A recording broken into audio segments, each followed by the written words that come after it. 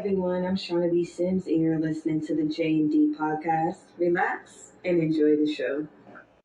All right, So, but what were y'all New Year's resolution?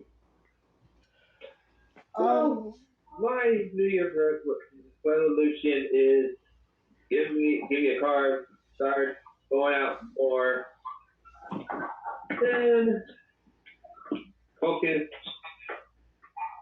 on my passion. all right, I dig it. Mike,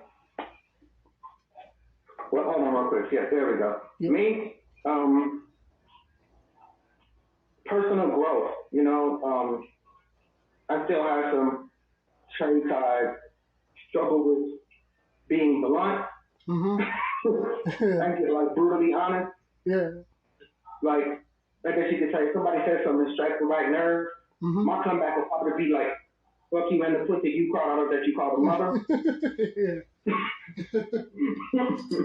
Okay. Stuff like that, right? Yeah. And really, since I got back into security, Mm-hmm. a lot has changed. Everything is digital now. Yeah. And it's scary as hell because I'm used to the paperwork. Everything is on computer now, so now I gotta upgrade my computer skills now. Yeah. Well, yeah. I mean, it's like I don't want to explain this, but I don't want people to be scared and everything. Mm-hmm. It's kind of got that Unabomber in his mind of fear of technology taking over, but it just you can't stop change. You can't stop evolving. Okay. Yeah. Technology advances. I mean, the world got to keep spinning for a reason. Yeah. If the world will still be here, I mean, maybe we'll be on Mars or something else. I don't know. But I'm saying the world has to keep going. Absolutely. By the way, Exactly. Violence ain't gonna stop anything. Yeah. Still, change is gonna keep going forward. It ain't gonna go backwards. Yeah, I agree. I mean, technology will continue to advance whether we like it or not anyway. So the best we can do is just try to accept Well, Japan it. is already ahead of us for that one. Oh, absolutely. I've seen some of the shit that goes on. Mm-hmm. Well, my ultimate concern about technology is now that you brought that up, things are going to change, but I really hope that they don't start developing self-evolving technology. Yeah. Well, hey guys, if y'all remember Will Smith movie I, Robot. That part. Mm-hmm. Yeah. Listen guys, I've been listening for like 2 hours of the book I, Robot, based on damn it, I forgot that guy's name who he died from AIDS, but it was from a blood transfusion. But he was a very good book writer. Mm-hmm. Took him a lot of time. There's more about technology, robots, the 3 laws about the robot. Yeah. And seriously, it's got me stuck about that. Yeah. Like, if you remember from iRobot, things in Chicago is different. Mm-hmm. But the only thing with that, the only person who was feared about that was Will Smith's character, like different from the book. Yeah. But the robot, Sonny, that's the same one from the book. The movie, it didn't really just took some parts from the book, but if I was a director, Mm-hmm. I would have based his book far exactly like in the book, explaining the 3 laws of robots should not damn it. I should have wrote it down, but it was so very like a good role because like that's the 3 commandments for robot technology because Japan is already on that track. Yeah. And we're kind of on it with the phone. We're a little bit behind compared to them. I'm expecting something different. Yeah. Oh yeah, I'm expecting something different. And it's funny that you mentioned that about the books because I'll think That was about from one the 80s. thing. Actually, I forgot to explain to you about that when the book came out. Okay, well, it's funny that you mentioned about the book because when you mentioned about film, the book and all that, you made me think about the Crow, the original Crow movie. And Like, are we talking about the Crow, like Bruce Lee's son? Or yeah, Jack Cross. Yeah, Jack Cross. Yeah. You don't have to explain to me on that one. I already No. the family curse of the dragon. No, I'm not talking about that. I was talking about books and films because Brandon Lee said something very interesting about it, about how you said you would do these components. Yeah, so like not even just the comic book, it also goes for novels because Jurassic Park was a novel before it became a movie. So the point is this. Yeah. Exactly. So the point I'm making is this. The reason why a lot of movies don't translate to like a novel because Brandon Lee made a statement. He said a lot of the stuff isn't translatable to cinema. Mm-hmm. Actually, you know something else? Okay. Did you ever watch Matthew Centauro? I don't. No. I'm not too familiar with that. Okay. It's good. He was doing the top 10 lists of like movie curses, and when he got the only thing that got my intrigue was when you said about the novels not like the books and everything's not like how it's supposed to be in the books. Yeah. If you remember this court trial, this woman she based it The Matrix and Terminator. It was one book she created herself back in the 80s. And get me is here it is. James Cameron, he took that book. He only took the stories about technology because The Matrix that also have technology, and like some parts from the Terminator have some parts about technology. And he just took the Terminator and made it how it is. Yeah. And the Russo sisters, no, not brothers no more, also read the book and took the Matrix part from it and made it their adaptation. And that's not to get the curse what happened during the Matrix trilogy. Yeah. Many deaths. Aaliyah, she died. It was like because they started the movie in 1998, and like Aaliyah, she was doing her thing when acting before quitting the dam. She died right after when number one came out. That's when she died years later because she was supposed to be in number two, but they replaced her. And the woman who played that old lady from the first movie died long ago. It was a curse because novels are supposed to be respected. Just like if you ever heard of this one story, you remember the best comedians of all time, like Chris Farley. What's that guy from Uncle Buck? John Candy.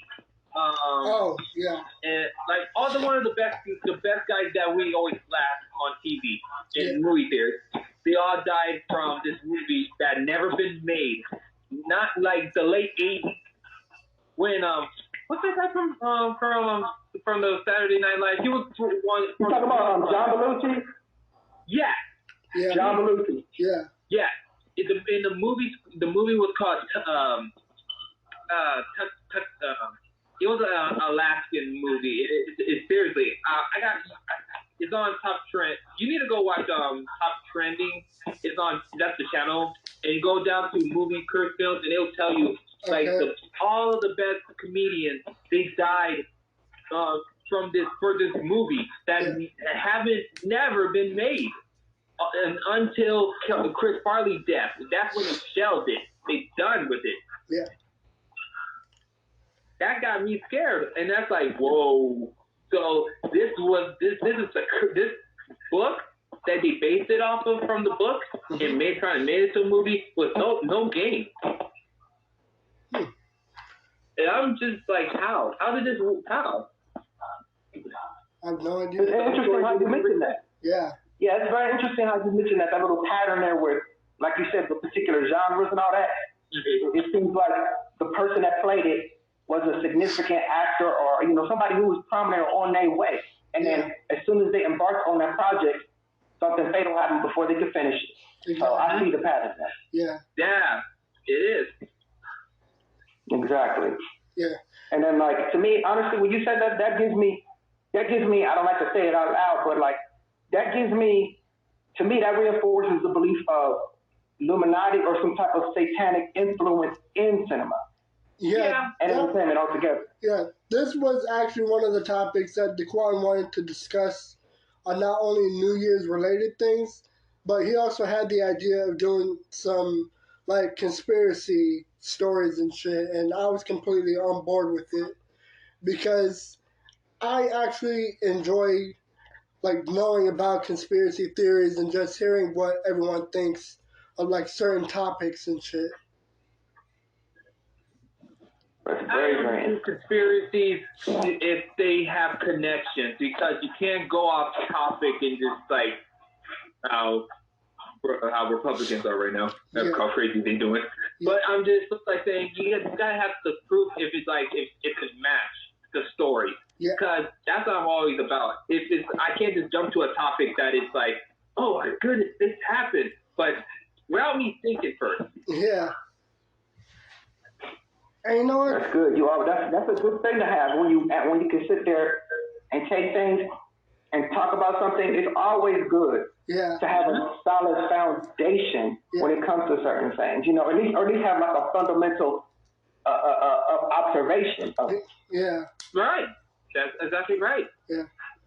So I understand that right there. I understand that. Yeah.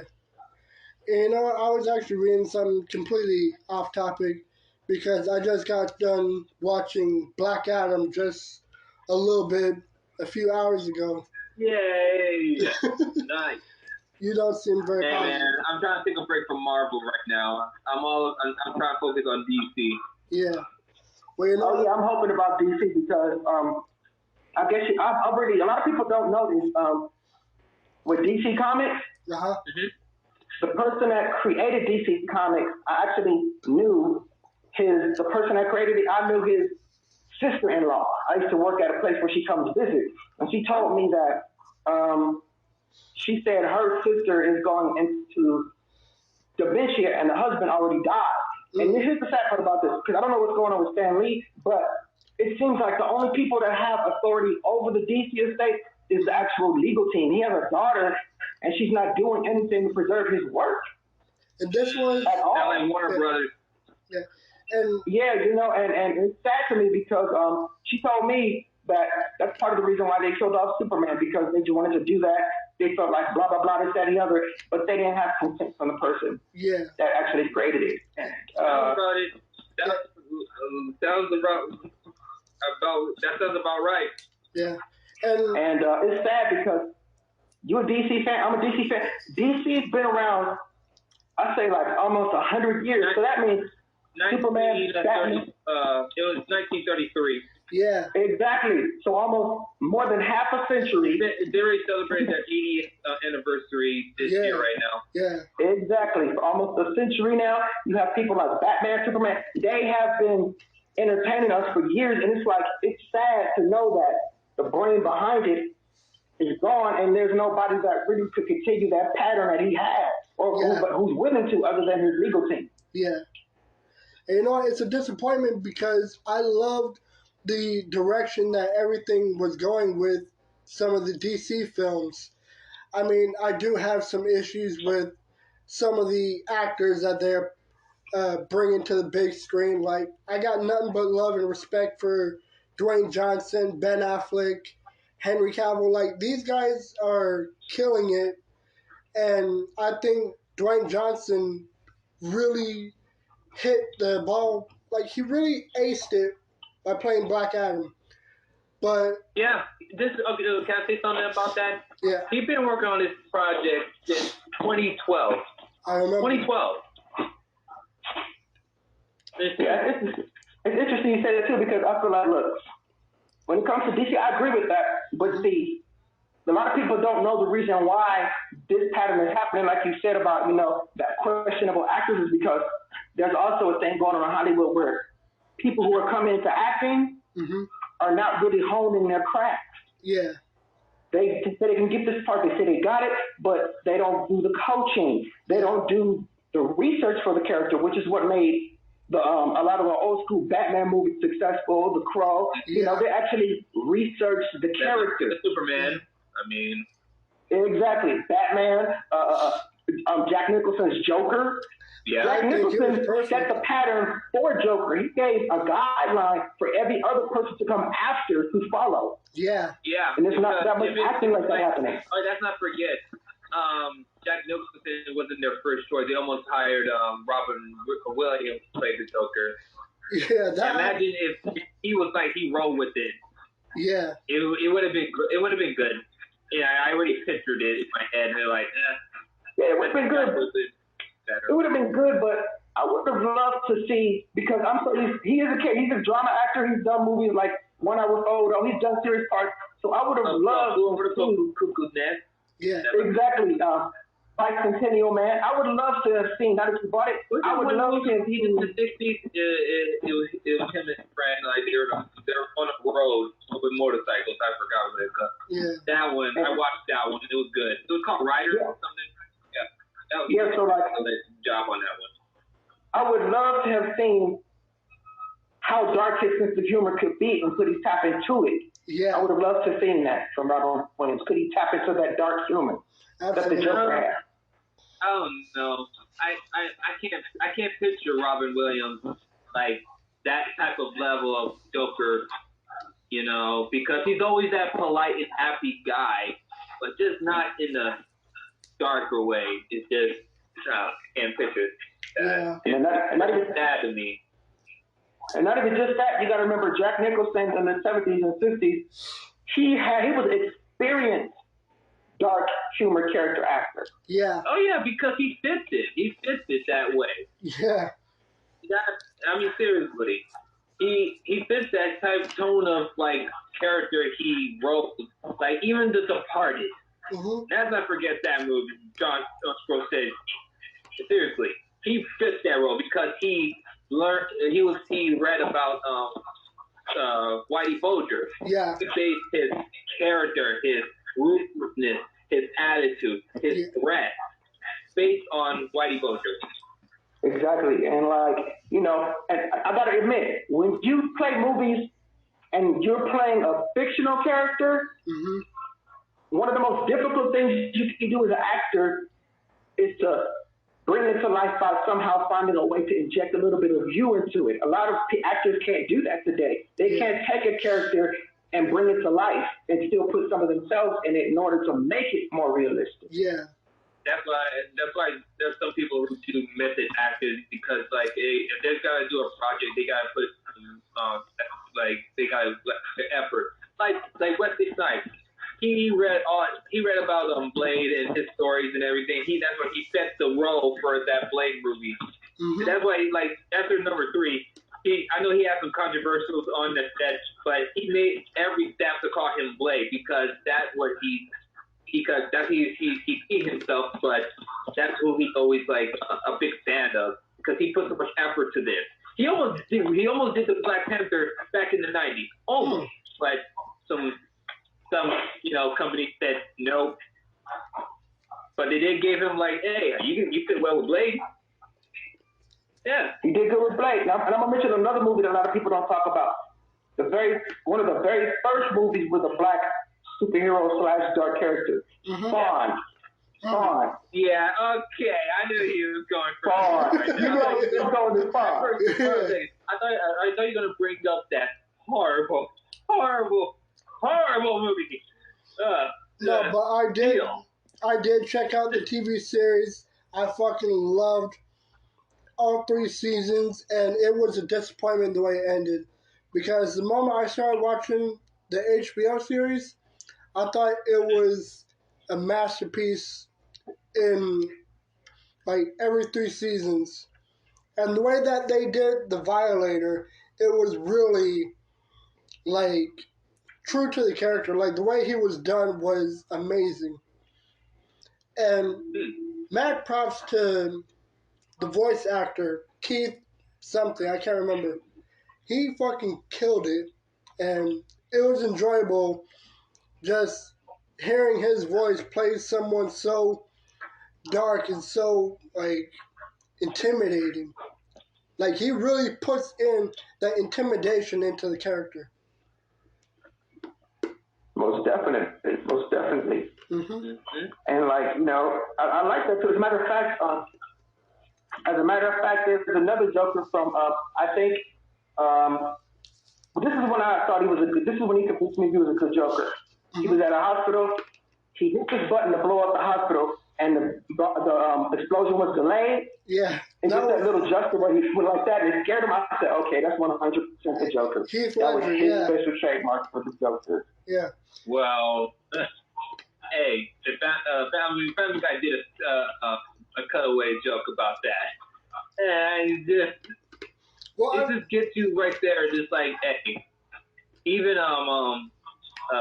yeah, it's been so long. I haven't seen his name in a time after Dark. After Dark Knight, yeah. Heath Ledger. Yeah, Heath Ledger. Mm-hmm. That it's been a long time. Yeah. I mean, seriously.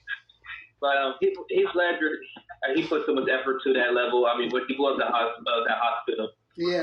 that part right there, it was like that really wasn't just like part of the script. That like he was like trying to get this work in it, like that's like really him being frightened. Yeah. Just like what the. I have love to play along with it. Yeah, I love exactly. You know, I think that particular scene was an improv because it was the response was so natural and real when the boom went off. I think it was an ad. Yeah, and it's amazing seeing so many actors completely go off script and people just continue rolling the same way they did with Gene Wilder when he was singing in that boat scene for Willy Wonka. Like, they were completely, like... Sorry, dude. I can't. That was a bad one. Willy Wonka, the original. That's it. No doubt to that. No, but I'm saying this. I'm talking about the original. Hell no to that tunnel of death. Yeah, but what I love about it is that singing was off script, but they kept it going. And they just let Gene Wilder go on with it, like really could just continue with that like sadistic side. I thought that shit was hilarious. Guys, can I say something here? Like Marilyn, honestly, is it weird that when Willy Wonka came out, wasn't there like a cold case story of a man like who called himself the Candyman? Killing boys. Yeah. As a matter of fact, can I tell you the original story? Mm-hmm. Mm-hmm. The reason that story came from somebody out in Texas. What happened was this: the guy took his kids trick or treating, right? Mm-hmm. Mm-hmm. And he let his kids pick a piece of candy, one piece of candy, his son, and he gave him a little dick down his put it down his throat, right? But here's the thing, though. I heard about that story. Yeah. He laced it. He laced it with he laced that sugar cane. Yeah. He laced the sugar cane with cyanide. I think it was cyanide, or was it like something else? No, it was cyanide. Because he put life insurance on his son. Exactly, and it was sad because I mean, like he kept trying to blame it on the trick or treaters, other people that was passing out candy, but it was really him. Yeah. That's what he did. Well. Yeah, I mean, this year we almost had people were having like a Halloween scare because about what were those drugs people were dying from? I don't know. That's damn it. Everyone was talking about fentanyl. No. Oh yeah. I think it was fentanyl. Those candy, they look like candy. So. They look like candy. I forgot what they call it, but they're very they're deadly stuff. So I think it was fentanyl. People were like warning their kids, do not take candies that look like those shaped like those fentanyl drug candy or something. Yeah. I'm not calling them candy. They're drugs. They're drugs. Deadly drugs. That's it.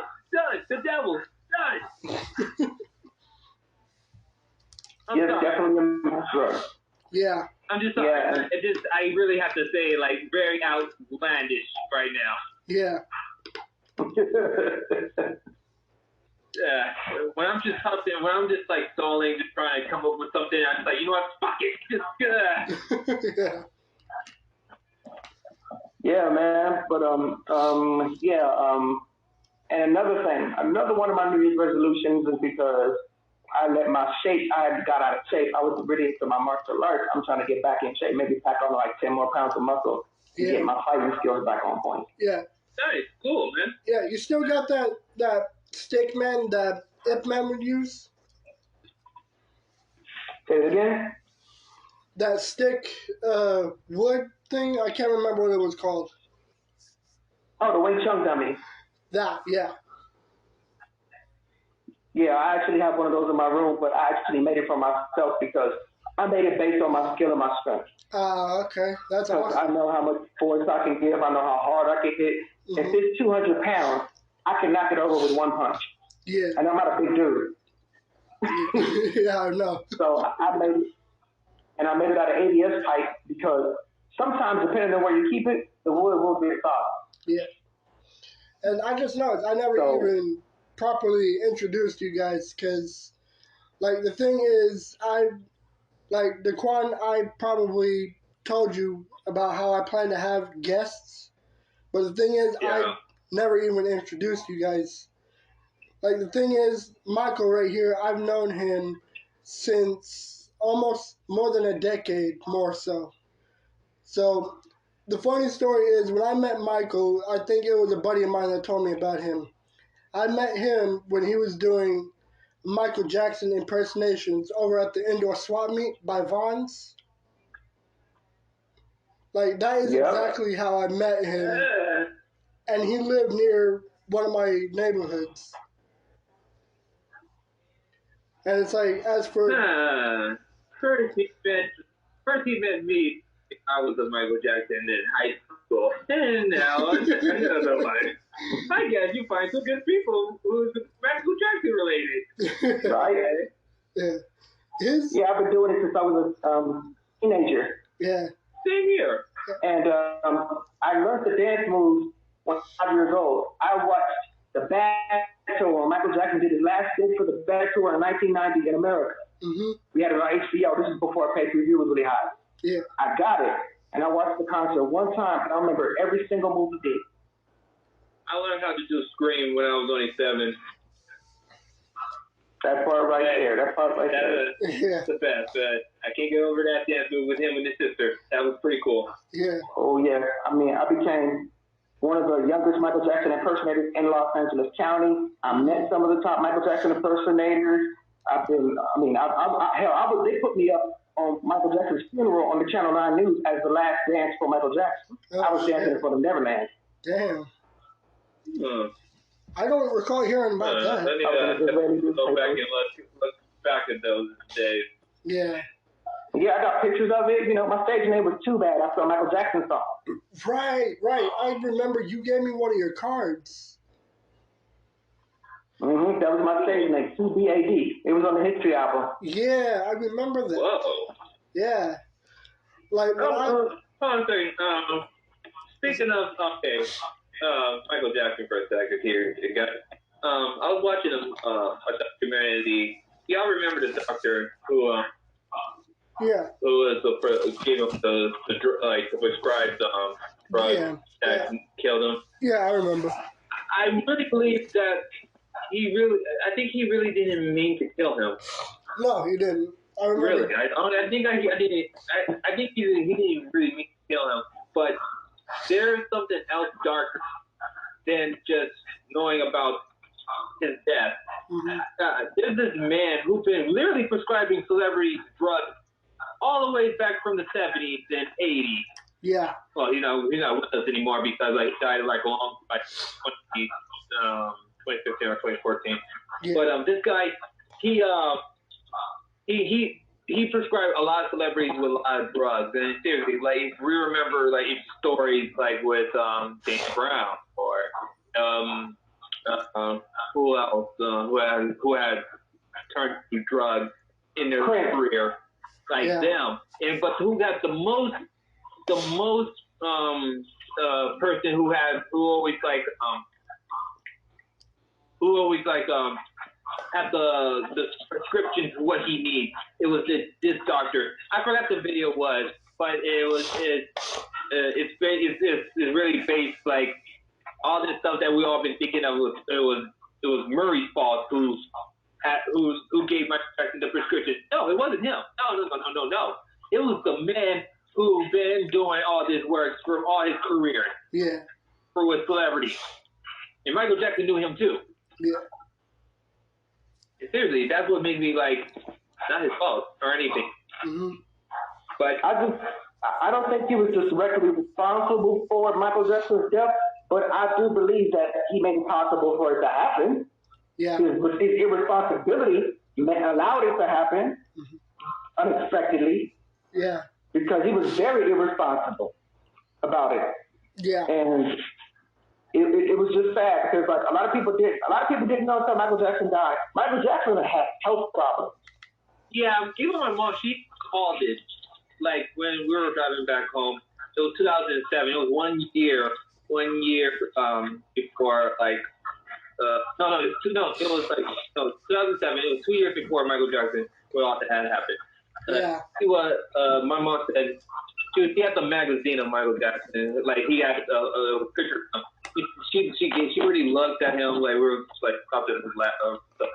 Like she just like saying he looked like he's not. He looked like he don't look so well. He looked like he's not gonna make it. And it's like wait, like what? What do you mean? He'd be fine. 2 years later. 2 years later, he was about to start tour, and after that, he. I was didn't like, what the heck? Yeah, I remember seeing that. And a lot of people, It gave that. You know what else that gave us back that memory when Travis Bozeman he was doing this live and everybody was like acting about dude, you don't look so well, man. Everything. Yeah.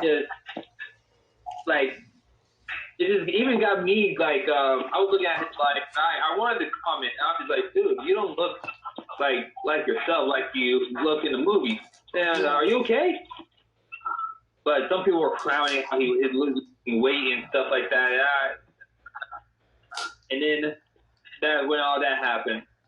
exactly. It was sad, because a lot of people don't know. After that Pepsi commercial, he had pain for the rest of his life. Yeah. And he pinched a vertebrae when he was doing a practice for a concert one time. Hell, he even broke his ankle one time, and he went out there and did Remember the Time with a broken ankle. Yeah. At the Soul Train Awards. Wait. Was it the one from 2001? Was it the one from 2001? No, it was years ago in the 90s. Michael Jackson was sick for years. Wow. Many years. It was in the 90s. It was definitely in the 90s. It was in Michael Jackson. I think that came out like 93, 94, and he did Remember the Time and broke his ankle, and that was a sign right there that he wasn't doing well. People who are kind of clumsy and clumsy do that. Something was going on with his health right there, and I think that first time he broke his ankle back in the 90s, that was a sign that he was very sick. Yeah. Well, yeah. I mean, let's not forget the stories we have to hear, like before and even after, like Jackson, like when he was alive and then after his death, like his hair, like after that Pepsi commercial. I knew there was something that people said, that's a wig that he's wearing. Yeah. I really have to think like, was that a wig or something? Because that Pepsi commercial caused this like how many degrees to his scalp? Yeah. Let me tell you, he was wearing wigs, and let me tell you why he was wearing wigs. After he got burned, he had a procedure called ballooning. Yeah. Where they take the wounded area and put silicone balloons to stretch the scalp and help the hair follicles grow over the injury. Yeah. But see, his hair never really grew back. And he became very tender-headed right there. So he didn't want to do his own hair anymore. So it probably hurt him too much to do it. And he started wearing it. It was too painful. Yeah. Yeah. And then the pills that he got that gave him vitiligo. Oh, yeah. Let's not forget that one because can you imagine what that's like? I mean, a lot of people don't know. I mean, like, can you imagine what that's like? You sitting one day in your house, right? Doing your thing. Yeah. Michael probably going like, oh, what is this, makeup from last performance? Hold on. Didn't come off. Didn't come off. And went to the doctor and told him, okay, you were born this way, but before you die, you're gonna look like that in color. Yeah. That's stressful. Yeah. Mm. There's this. Honestly, most people probably would be like, "Oh, my life is fucked." I mean, you know, some people probably would have hung themselves for winter press or got, like something would have happened like that. And I really admire him for. He didn't speak on it much. It wasn't because he was trying to be white. That was just his way of coping with things. He didn't speak on uncomfortable things too much because he wanted to make it. Yeah. And I know right now for a fact that vitiligo bothered him. Mm-hmm. It did. Believe me, it did, because here's the proof. After the Bad album, he never took any more photos for his albums. Everything was either painted or CG. Yeah. On the Dangerous album, it was just a painting of his eyes and nothing else. But see, his skin complexion was still brown. Yeah. The History album, it was a CG statue. Invincible, it was an old photo from that he took during the History album that was black and white. That makes you know right there. That shit bugs him. Stop trying to think I'm trying to be white. This is how I'm coping with the shit. Yeah, hence why he also got the white glove. It was like to symbolize. Actually, that's his sparkle glove. Yeah, that's why. A lot of people don't know this, that his grandfather on Joseph's side actually has it. Yeah. See, I knew there was something there. There was I connection. was like, he probably have some family generation having stuff like this. Exactly. And here's the funny part about that, though. You can look it up on the internet. There's a picture when he was a little kid. His grandfather had him like this, and you can see spots on him. Yeah. Yeah. And it came from his father's side of the family. And what made it go faster is they took stress, possibly over medication and all that. So there was a couple of things that made it speed up the way it did. Yeah. Because it hit fast, didn't it? Yeah. It did. There had to be something. Clearly, you can go on YouTube and look at the years, like when he was a child and all the way when he was in his 20s and his 30s, and that's when like whoa, you rewind there and it's like, well, I went from he went from Billie Jean into that. Yeah. Makes a difference. And then, you know, he culturally with makeup. And then he mentioned in an interview a long time ago, the reason why he had surgery is because he was trying to erase any trace of his father on his face, because his father just a booger to him, accordingly. I can't blame you. I mean, I really don't. I did not like Joseph's act anyway. Like him.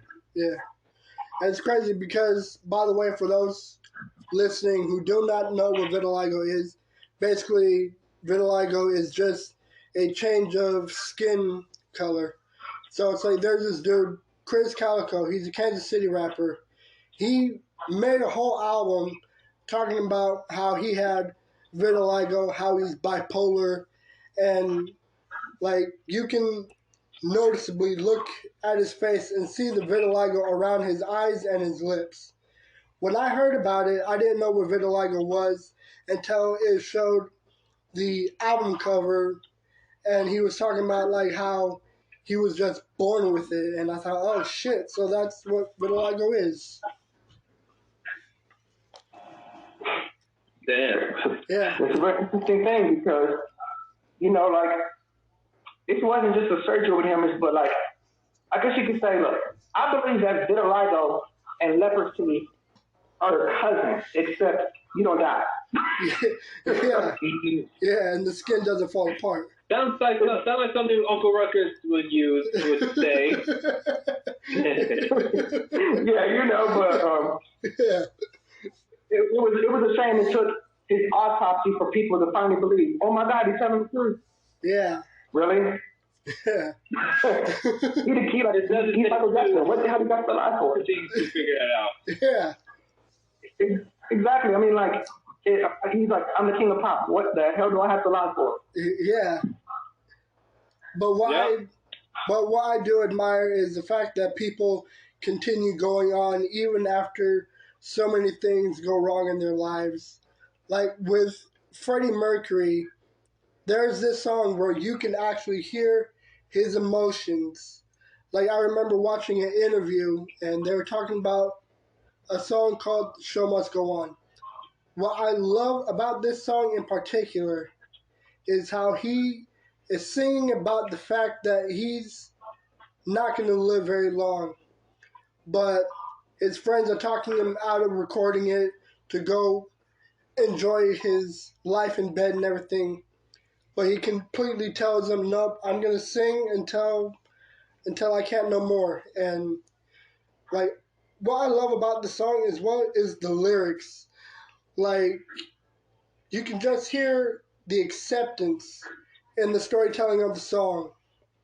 And I think it is one of the most emotional songs that he's ever recorded before his passing. Mm-hmm. And it's very hard to come when it comes to anything that's like a terminal illness or something, some type of fatal illness. Yeah. It's interesting. He went through the whole process of death smoothly. Acceptance, there's a lot of power in that. Yeah, absolutely. There's a lot of power in that. It helps you to make peace with your life. It helps you to make peace with a higher power if you believe in one. Mm-hmm. It helps you to make peace with your mistakes. It helps you to make peace with, things you didn't do or things you did do right or things you could have did, family, all that. When you get to that point, to me, that's like it's not like a goodbye. It's like a spiritual evolution. Yeah. Leaving one life for another life. It's changed. Yeah. Exactly. And then I believe that, I believe in a resurrection. I believe because I'm I believe in it too. I mean, I do believe there's a heaven. Yeah. I don't believe there's a hell. I really don't. I mean, you gotta believe in one. I know. Yeah. But I'm going to say this. I believe in resurrection because there is a second chance. Yeah. I mean, I know there's you from your previous life, like you get a second living, but this resurrection means you got a second goal of like doing something right next time. Not to don't do what your previous body did, but do something different. Yeah. And that brings. I heard stories. Yeah. Sorry for cutting you off right there. No, go ahead. But back, there's stories of kids who remember, like there's previous people born and they just say about, I remember I was at that war, and like some parents would take their kids and like to see if like do they else remember, and it's like it really makes sense. Yeah. Like if you guys heard the two sisters who died from a car accident, then got resurrected as the new sisters, and the parents they were trying to put their new daughters in the car, but they kept freaking out. They kept telling them that we died in this car before. Yeah. And it was like, what? Because the parents, they even gave their previous daughters all their stuff to them. And it's just like... It's like something... It's like I'm saying like they got a second chance. They got a second chance to like that they haven't had when they were little girls. Yeah. I don't know if they still alive right now, but it almost sounds like a paranormal deja vu. Yeah. Shockingly, I do believe that. Yeah. That really got me thinking. Like when I heard about that, it is like, is there a second chance? Do bad people get a second chance of being something that they are not chosen? They choose, but they just pick what they are. You could be a bug. You could be an animal. I really want to be a wolf, though. But I don't look good on someone's carpet. I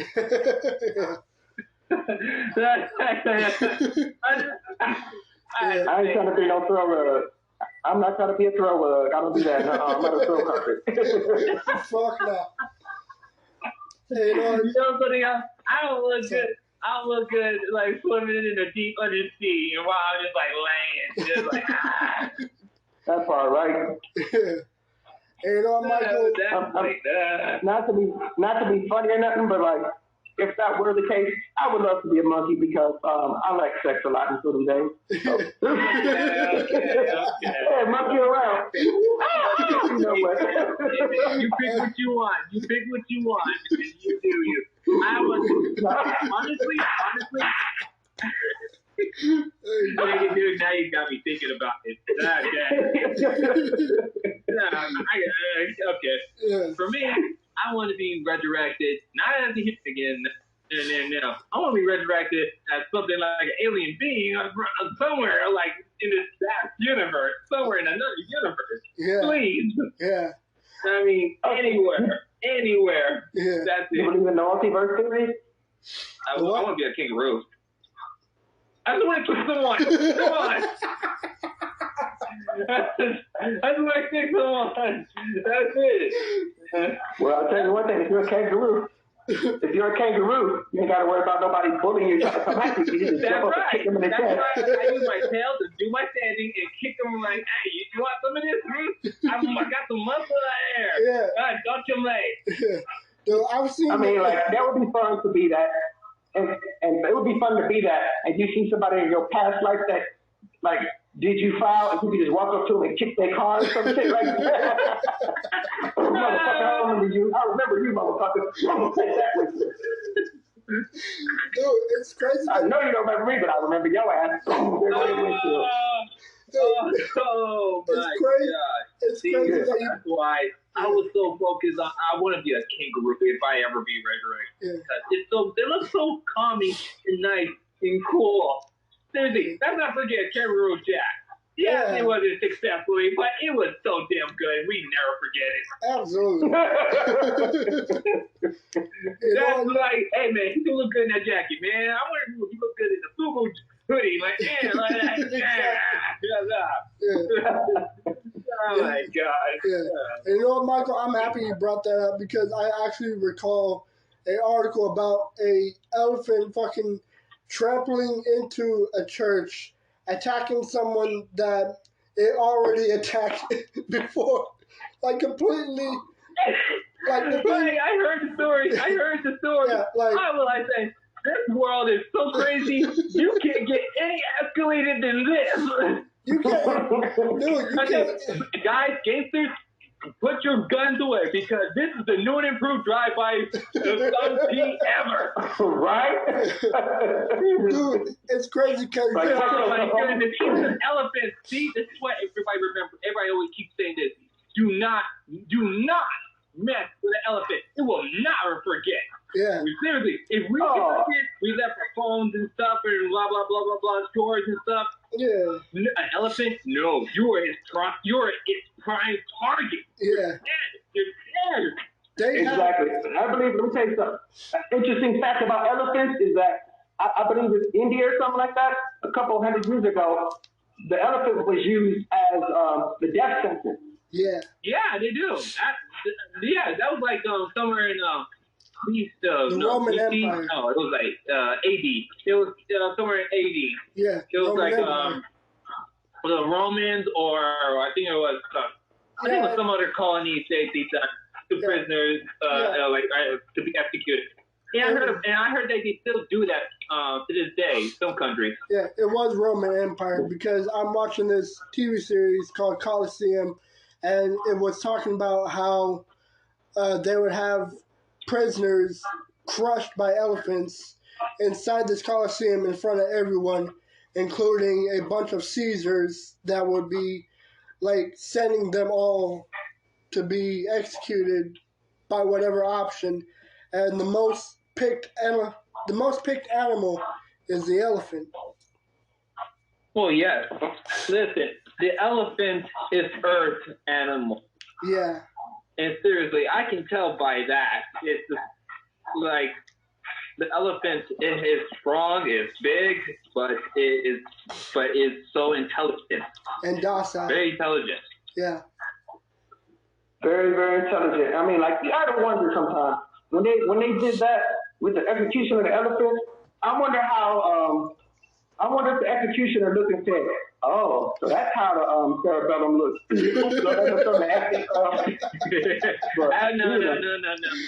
You think that execution is much? Okay, an elephant stomping on you. That's like something from like Al Bundy's worst fear. Like you remember him and his wife were on a guest show of like How You Love Each. And they have to put like 100 pounds of weight of women on him, and he's like, I just feel my spleen. Some stories I hear that once the prisoner is like stumped, they can feel their spleen and they can taste it, and it's like stumping on. It's like emptying out of a toothpaste. It's like emptying out of a freaking toothpaste. Yeah. It's like nothing. I just saw that episode the other day. Oh my goodness. I mean, like that's kind of crazy. I mean, like if that's the case, it was like you see all kind of pork and chickens and shit, whatever the fuck they ate the night before coming out of shit like that. Yeah. Oh, please don't remind me. I remember back in high school, I had Miss Dryling. Oh yeah. She was showing us about how animals go teeth and how the glue came around with the horses. Yeah. That one got me literally ran out the classroom like growing up. Like, oh God. No, I can't watch it. It's so sad.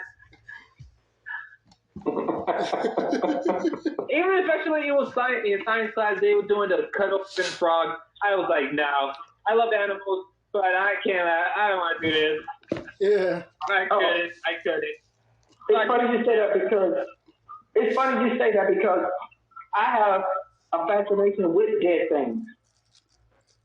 I don't know why. I would, like, let's say there's a run over chicken, right, in the middle of the road. There's guts and shit spilled on the ground. I'd go over there and look at it. I'd be like, I'm going to go, damn it, I don't know why I'm like that. Everybody's like, oh, the cat speaks. I'd be like, it's not that bad. It's not that bad. It's got a little power odor to it. If it stinks too much, I'll just be like, interesting. Interesting. But, you know, I've always had a fascination with dead things. I got like a morbid fascination with it, and I just can't shake it. I mean, I remember one time a rat in my mom's house had got caught in one of the glue traps. Mm-hmm. I'm just weird because I turned that motherfucker upside down while I was stuck to it, and I was just looking at it like, really? I'm sorry. Technically, that was torture, but, you know, I was curious. That's torturous to me. I mean, we have some, I don't know, there's just some mice going. I mean, there used to be a mice running through my closet, like every night. Just like comes right through or under my bed, runs right through my mini fridge, and just go right in my closet. And I'm just like thinking, should I go Tom and Jerry on this mice, or I just leave it alone, deal with it, wait till they leave out, and just play something to block my door. I'm just like, I can just block it out of my door and deal with it tomorrow. Oh man, I don't waste time with all this. Yeah. Dude, it's funny. You should have pounced on that mouse because I remember one time I was running through the house. I didn't pounce on him, and guess what happened? That motherfucker crawled into my weight machine and died in that motherfucker. Oh, here's a better one. Ooh. One time, the motherfucker crawled into my mom's stove. Oh my God. Right? Oh God. And he's like, no, it gets better. 3 days ago, we noticed. 3 days later, we like, what's that smell, right? I lifted up the stove. That motherfucker was charged to the thing, looking like, I mean, jet black, like, Jesus. So I picked that thing off his tail and his fingers were still stuck to the stove, but his body came off. This is torture. This is horrible. And I'm the man in the house, so she said scrape it out the stove. I had to scrape it. I know. You're not the one that I'm the man in the house, so you still scrape the damn rat out my stove. Yeah. Dude, Okay. That's crazy. That's what I can say. Crazy. That's what I mean when I say I have a fascination with death. I flipped that motherfucker over and looked at it and I said, oh, how with me? This is not normal. Why do I do this shit? It's fuck. oh, what did you? Oh, hey, it's the circle of life. Thank fuck Weird. you did not. That's sad. Dude, thank fuck you did not. Borderline serial killer. That's what the fuck that is. Dude, thank fuck you did not become the new Dahmer. Oh man. Dude. I don't know what fiddlesticks feels like, but when he said that, holding those little bones, they feel like fiddlesticks. I don't know what a fiddlestick feels like, and I'm so glad I never touched one. I was like, no.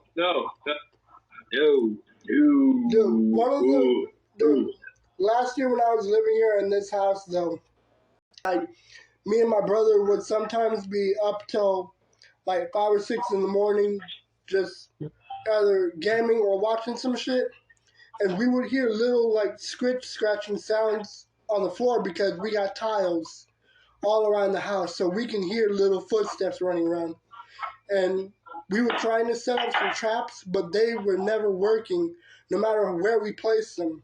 And it got to a point to where we had to order online a fucking BB gun, like one of those air, like one of those air guns.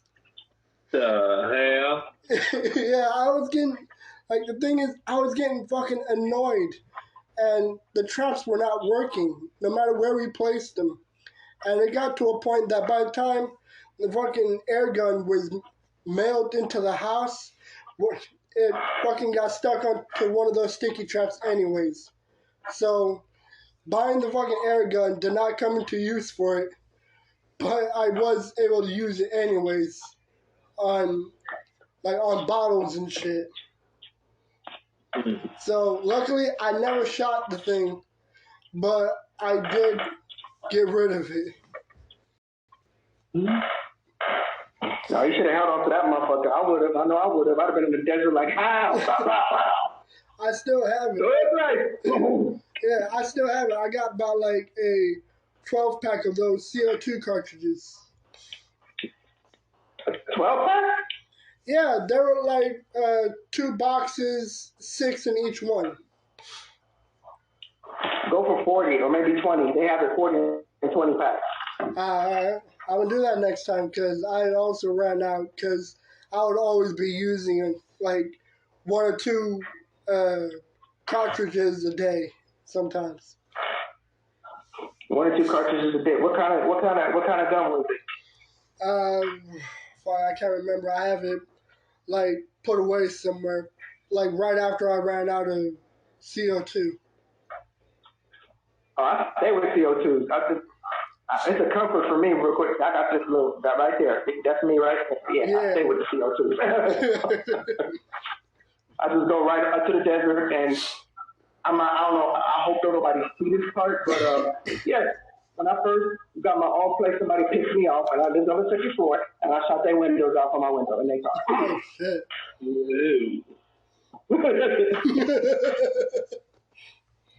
Okay, all right. You want to be funny? And said, okay, let's see how you feel when you drive with no windshield, motherfucker. There you go. Trying to fuck around, find out next time. Oh yeah, I got plenty of CO2 gun stories. Dude, I can't even take it out. I can't even take it out into a desert because 1, I live right next to a sheriff, and 2, at the end of our block, we got a nosy ass neighbor that's always like sitting outside and shit. So I guarantee, even if I did take it into the desert, this dude would probably either follow me or he would fucking report something. Like, this dude fucking snitches. He's fucking annoying. Like, we can't even shoot into a desert without this dude complaining or something. Damn. Yeah. Damn. We can't even fucking shoot. Serious? Yeah. Like, we were almost certain that we would not be celebrating 4th of July this year when the sheriff moved in, because we thought, oh, fucking Horizon City has some rules going on now. But nah, they were fucking completely cool with it. Like, hey, just keep it away from cars and shit.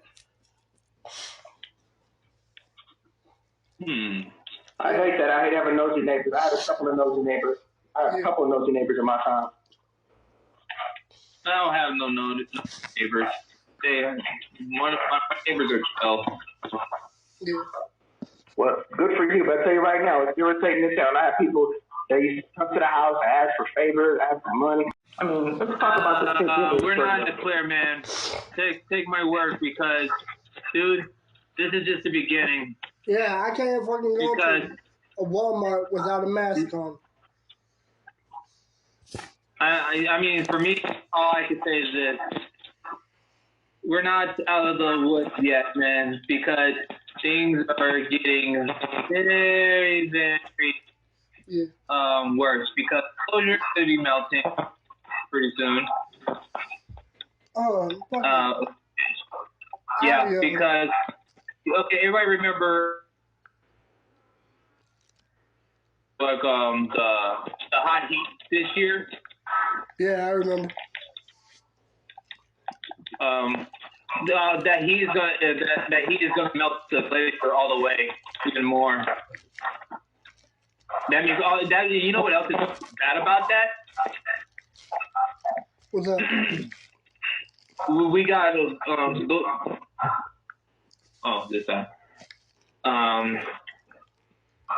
We got 1,000-year-old diseases like dinosaur years. Like even like before Earth was around, diseases. There is going to be melting. We got to get prepared for that, because we don't have no comeback for what's going to get worse.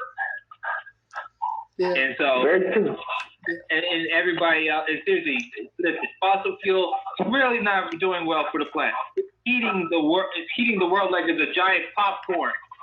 Yeah. And seriously, now we're at the temperature. Now we're at the what's it called? They call it the climate. No, not climate change. The weather. Greenhouse. The greenhouse effect. I think it was the winter bomb. If they call it, I don't know. Because now this weather, everybody is not heading towards California, because it's only heading only around some parts of the area, like from Florida, some all the way from Texas, Nevada, Washington, already feeling the pressure of it, because they said this weather is hitting below -0. Yeah. Like, whoa. I feel bad for anybody who's on the road. Wow. And seriously, it's like, hold on, let me show you. God damn. No, wait. Yeah. I can't believe I lost. Dude, I fucking got. Okay. Alright, you're saying? Oh, here it is. Yeah. So right here. This is what the weather is going to be, and I'm hoping that weather comes here, but I don't want a blizzard here. I really don't. Yeah. But I don't look good being frozen. Yeah. Oh yeah. Dude, to go completely off topic, I fucking had some lady staring at me over at a Walmart a few days ago, because I was getting some stuff to make dinner with and shit. But I was also getting some Powerades and some energy drinks. I fucking had someone staring at me because I was trying to reach the top shelf to get a fucking Powerade. And this lady asked me, why you getting something up there when there's a few ones over here? And I told her, because I think this is the best flavor. So it's like, she asked me what flavor I was trying to get. I told her that I'm getting the lime cucumber, and she fucking looked at me with complete disgust.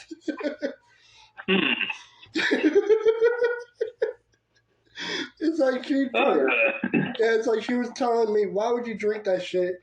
It smells and tastes like aloe or aloe, whatever that fucking plant is called. Mm-hmm. Yeah, she was telling me that it completely smells and tastes just like that shit, and it looks like she was even saying that it fucking smells like cleaning products. And it's like, and it's good that you mentioned that because I'm sorry. Yeah, you're saying? It's good that you mentioned that because I noticed that this is starting to happen a lot too as well. Yeah. People don't mind their business. Yeah. People speak thoughtlessly. Yeah, they're just those people. Actually, they're just those people who really just like they like to be nosy because they want to get their. They like to get attention. You know, they want to like bother somebody or harass them. Yeah. Or probably they're just a piece of shit. Yeah. And it's like, it's another thing because, like, everywhere I go, I also have my speaker blaring everywhere I go. It's like, it's a little portable speaker here that I always have music playing no matter where I go. It's like, I got something, like, playing all the time. But I cannot lie, I am sometimes one of those people that try not to stick my nose in their business, but at the same time, I really want to fucking say something. Like, I saw this lady with her fucking child on a leash, like, around his waist, and I wanted to say something about it, but at the same time, I know it's not my place, because that's her child, you know? I cannot question how someone's parenting. I never was a big fan of those child leashes, actually. I don't know why they got them. I don't know who invented them. Yeah. Like, really? I mean, that's a child. That's not a dog. Mm-hmm. That's not some big old iguana or some shit like that. Why would you need a leash for your child? Yeah. I mean, like, even if the child had ADHD, even if the child wasn't one, I mean, like, God, really? A leash, really? Yeah. It just looks so inhumane to me. I don't know if anybody agrees with me on that, but those child leashes look very inhumane. Yeah.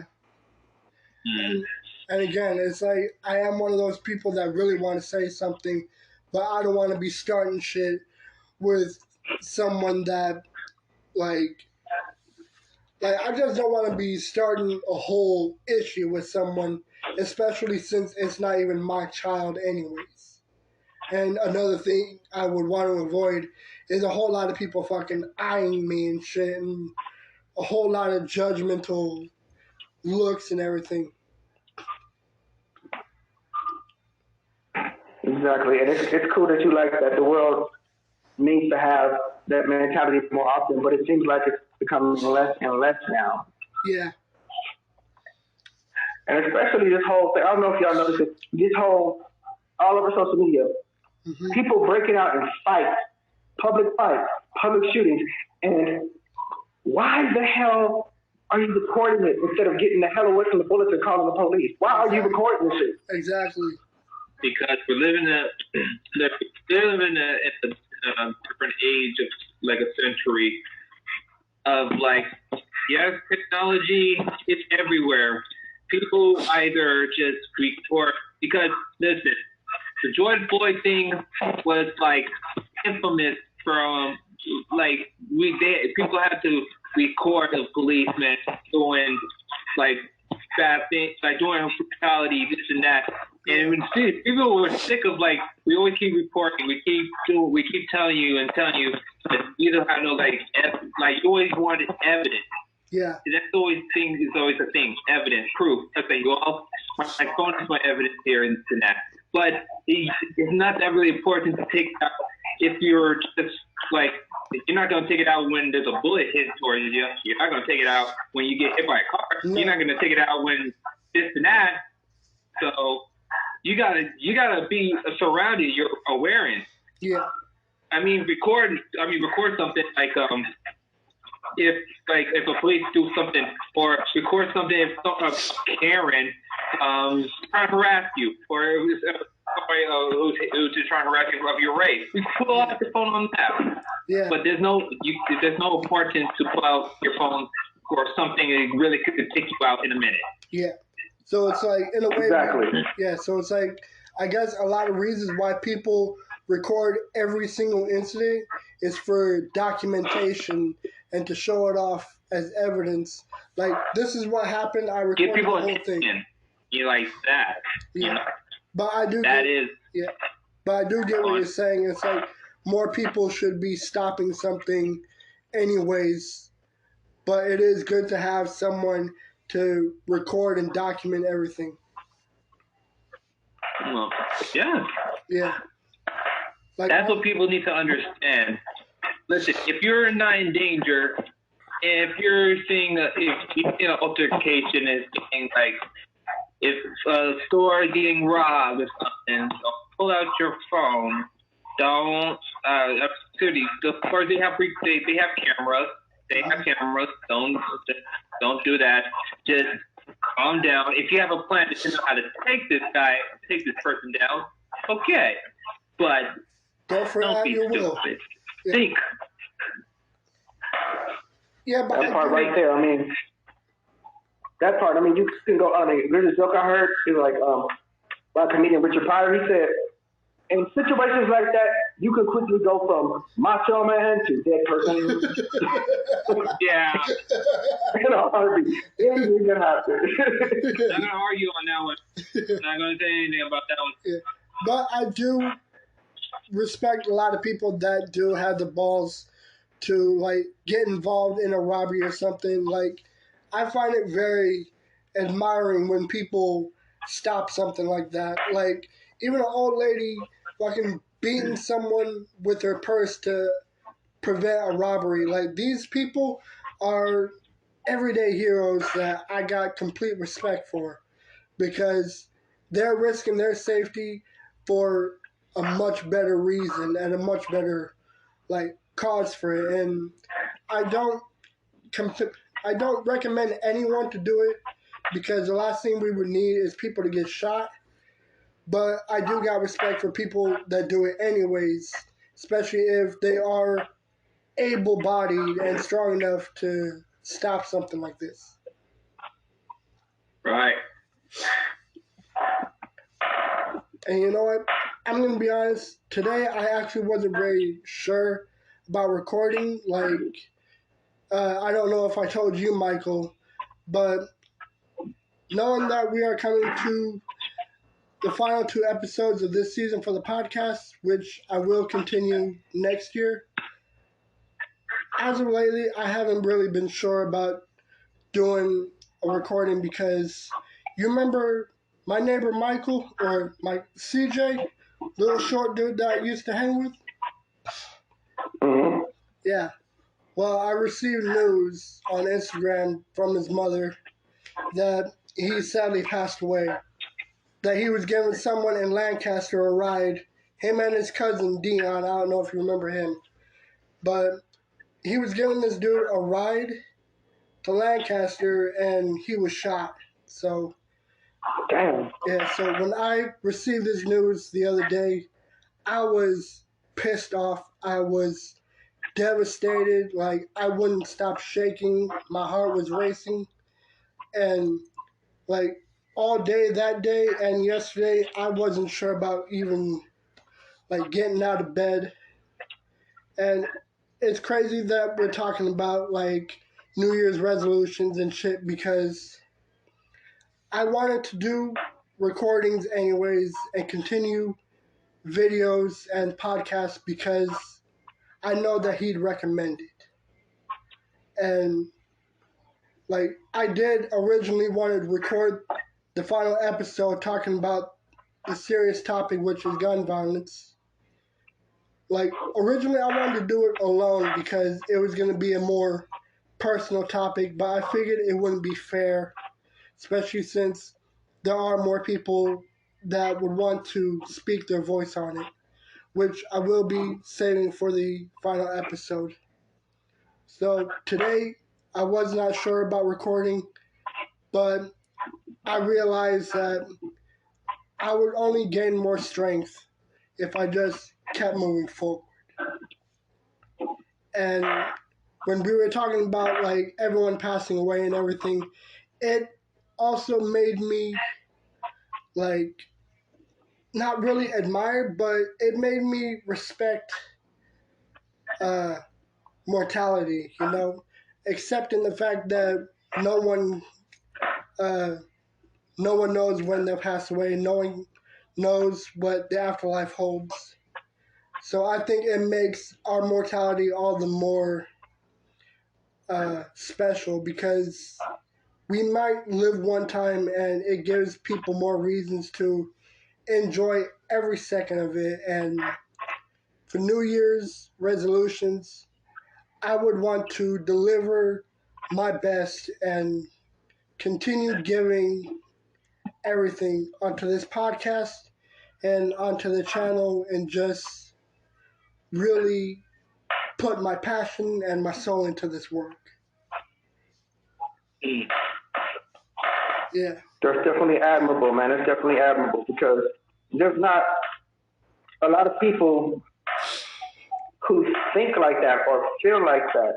And there's a lot of people that do, but they just don't have the heart to act on it. And I commend you for that because you actually got the heart to act on it. And not only do you have the heart to act on it, you're determined to stick with it. So that's good, man. That's a good thing. Yeah. And I also 100%. Yeah.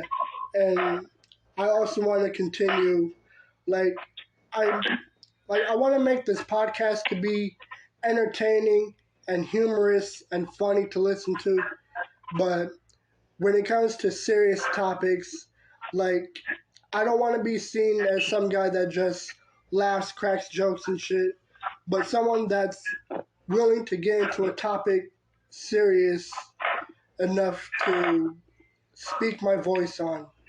And it's crazy because me and Diquan were talking about influential people like Malcolm X and MLK. And I want to continue the path that they did and that Pac did with using their work for influence as well. Mm-hmm. So that's how change is caused, man. So, a lot of people don't realize that when it comes to change, that in some cases, you have to be the change in order to see it. Yeah. There's a lot of people who are leaders. They're leaders, but then the ratio of followers are slightly more. So it's good that you're trying to be a leader. Yeah. And that's what I want to do with this. You got to be the man in here. Yeah. And that's what I want to do with this podcast. I want to entertain, but I also want to influence. And you know what? I'm actually very happy that when I started this podcast, I asked Diquan to be my co-host because I figured it'd be enjoyable to have second opinions and thoughts on everything that's going on and even have some of the funniest conversations and content that we record. Oh yeah, we used to have some funny conversations when we used to live by me, man. We used to have crack up all the time and laugh at silly shit all the time. Yeah. Most definitely. Absolutely. There's a lot of things that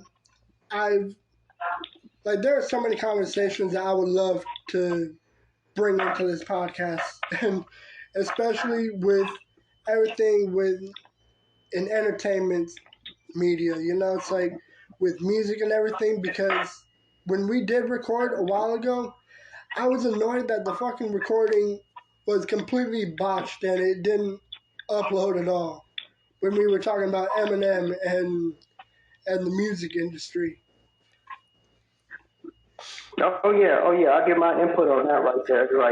I mean, you know what I said last time? I feel like, when I believe on music today, it's not what it used to be because music originally is, it sets a mood, it provokes emotions, it's a spiritual experience. Yeah. And a lot of today's music, they don't know how, either they don't know how or they just don't tap into their spirit deep enough to create something that the masses can truly relate to, and that could be timeless. Yeah. What will be? Do you have something to add, D?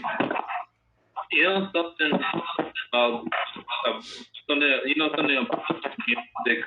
I don't really like today's music right now. I really don't. I like.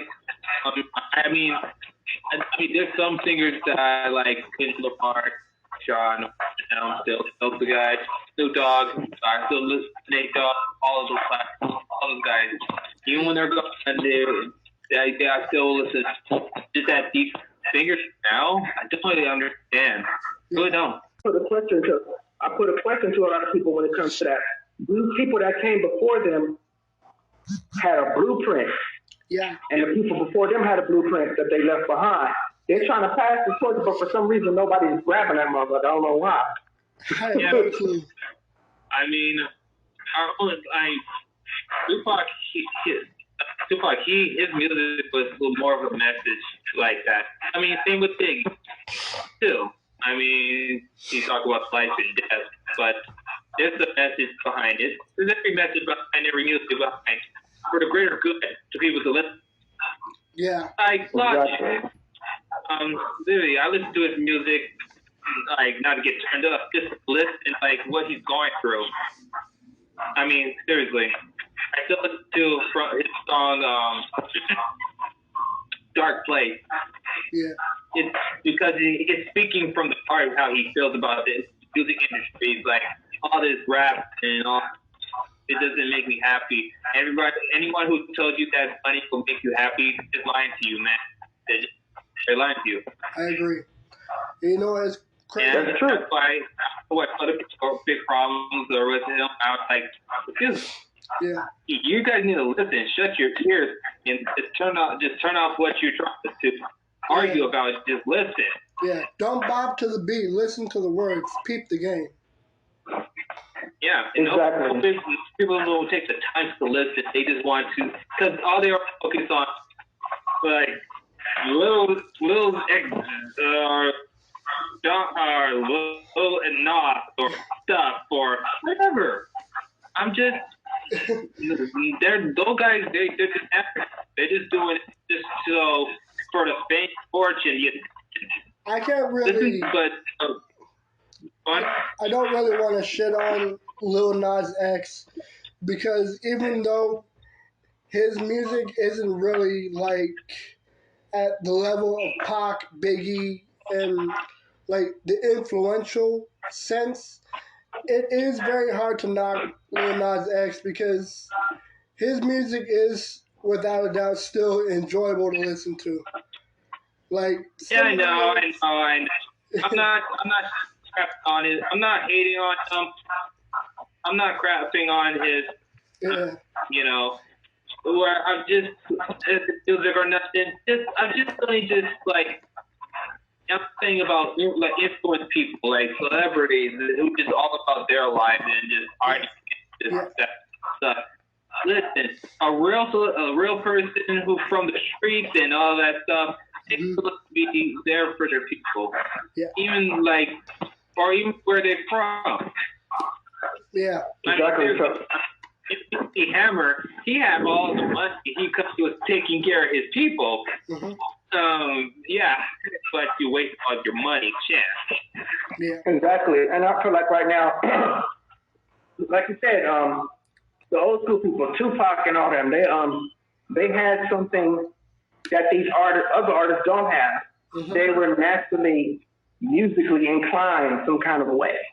Yeah, they had a natural inclination. They understood the power of words. Yeah. And the key to me for good rap music is to say in a fresh way things that people are already aware of, especially like in gangster rap. Gangster rap gave a voice to a lower class society, gave them a voice. Yeah. You know, this is why we are where we are. This is how we grew up, and the reason why we made these choices. Blah blah blah blah blah blah blah. And the rappers that made it in gangster rap, they made it by telling these stories that this other class actually experienced. Yeah. So with gangster rap and this kind of rap, everybody want to be a gangster. Everybody want to be a gangster, and it makes me think about this one movie called CB4 with Chris Rock. Yeah. All movies. Pretty much, Chris Rock was pretending to be a gangster, right? Yeah. By the name of Gusto, but the real Gusto got out of jail and started to kill him for using his name. Right. You know, so that movie should like really speak true to people. I mean, there's rap, then there's gangster rap. Actually, that actually sounds a bit like Boondocks too. Like, remember Gangsta-licious? Yeah. Yeah, Gangsta-licious. He was secretly gay this whole time, but he was pretending to be hood and all that stuff.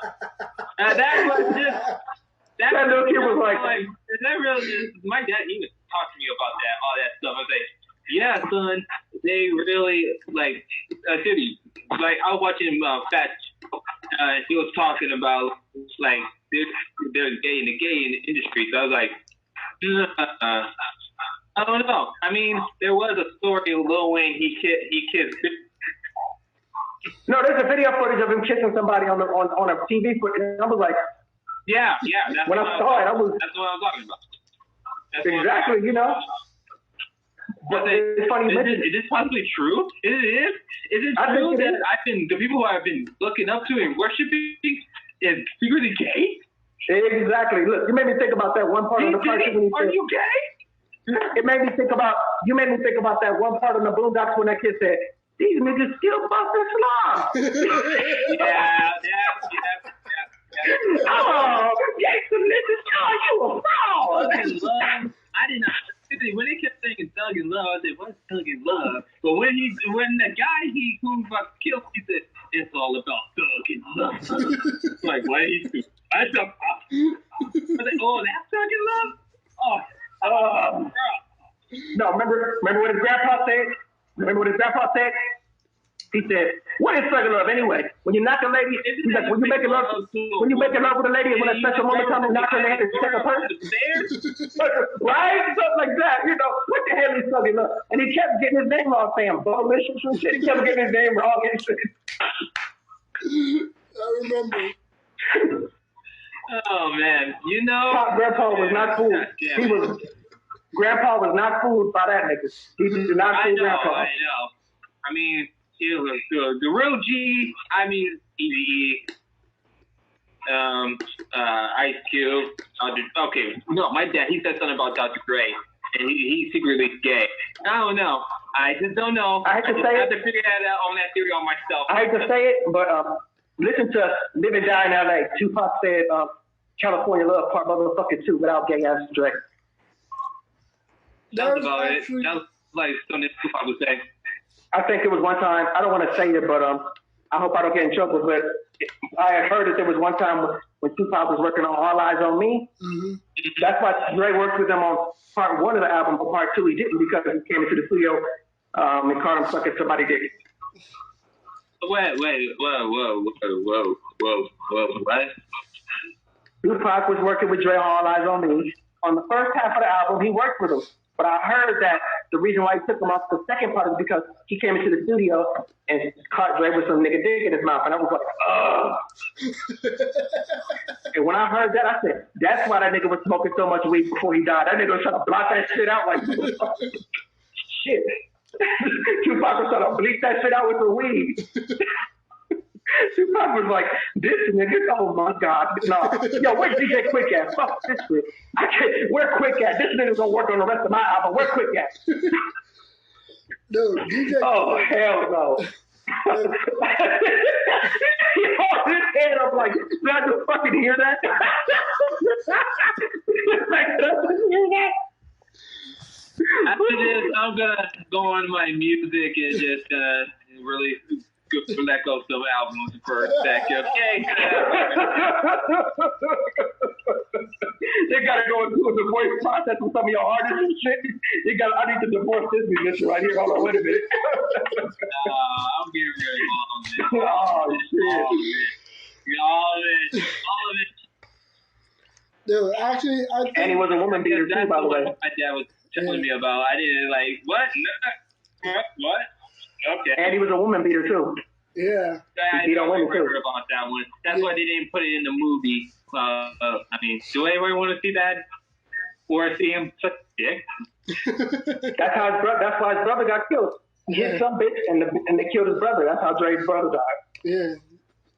So, you know, it's crazy that you do. Okay, that's dark. That's dark and sad. Yeah. You know, it's crazy.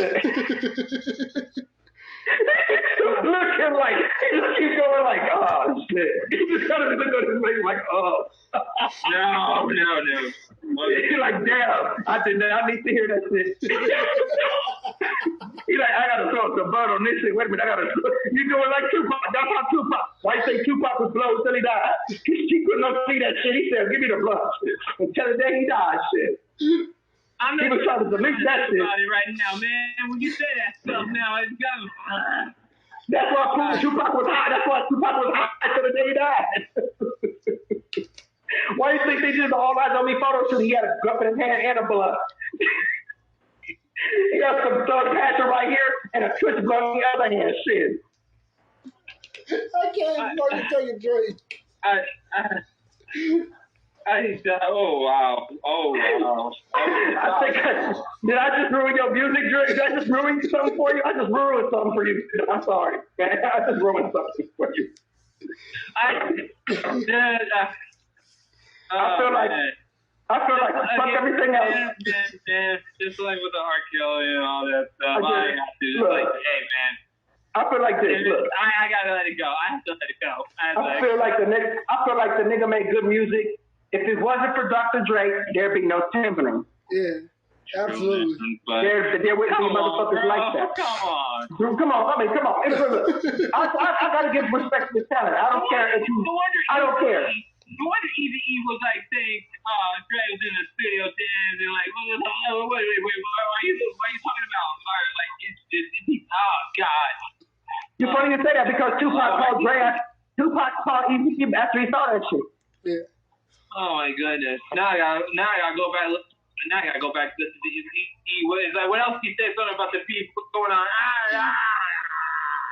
Now, can you imagine Tupac on the phone talking to Eazy before he died and said, hey, man, you never guess what the fuck I saw today. I think he kept it to himself. I think he kept that shit to himself. In my opinion, though. You seen his first DJ picture? He had makeup on. In my opinion, though. Yep, that's the one right there. That's cool. And they're like, with the makeup on? Yeah. Yep, okay. That's about right. Yeah. Oh, my goodness gracious. Oh man, I'm always support his music, but that's as far as it can go for me. Yeah, I mean, look. Yeah, that's how far it can go. Yeah. Just the music. I bet there's more stories behind it, isn't it? I don't give a damn. Look, I'm just gonna say this nigga been making music for like 3.5, 4 generations now and shit. Yeah. Especially with his I don't even want to think about that. Yeah. Especially with his new album, The Contract. I think that shit was excellent from beginning to end. And I think that feature that he did with Eminem, that shit was excellent.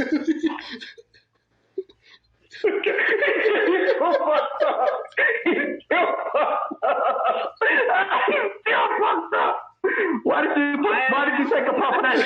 Now you're really gonna think about it because you didn't puff that weed. Now you're gonna think about it. When I learned a lesson about the true meaning of Christmas, where it came from, that was shocking. But this level right here is like modern. It's really shocking here. That made me like, who else is hiding? Come on, is it strictly true? Mr. Ice-T has been doing gay thoughts, doing gay things when his wife is not around? Is it true? No. Oh, okay, great. Let's leave it there. Hey, man, you shouldn't have hit that weed. You shouldn't have hit that bud because now the thoughts really gonna fuck with you now. Yeah, thanks, man. Thank you. Thanks very much.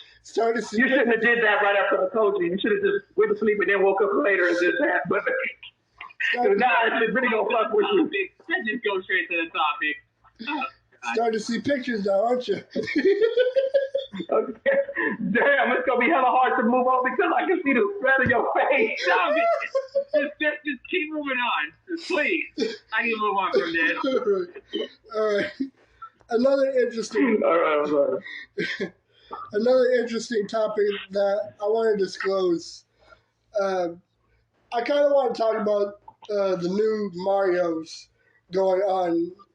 And it's funny because, like, I was talking to a friend of mine about the Mario movie and the Mario games that's been, like, going on for decades. And you know what? It's like, I'm actually rather excited for this new Mario movie. Sorry, guys. I'm sorry. I couldn't hold it in. I couldn't hold it. I think you're still seeing pictures of what's going on. I'm sorry, I couldn't hold it. Oh, sorry. Go on, Bro. Mario, please.